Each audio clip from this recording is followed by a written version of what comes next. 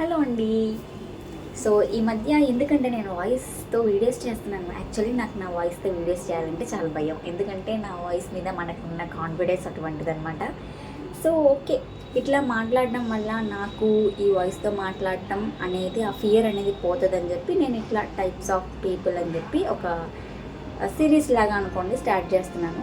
So నాకు కూడా ఆత్రం అనమాట. అంటే ఇట్లాంటి కళాకారులు నా లైఫ్లోనే ఉంటారా, నాకే తగులుతారా, నాకే కనిపిస్తారా అని. సో మీ లైఫ్లో కూడా లేదా మీ చుట్టుపక్కల ఇలాంటి వాళ్ళు ఉన్నారా లేదా అని తెలుసుకోవాలని చిన్న క్యూరియాసిటీ అనమాట.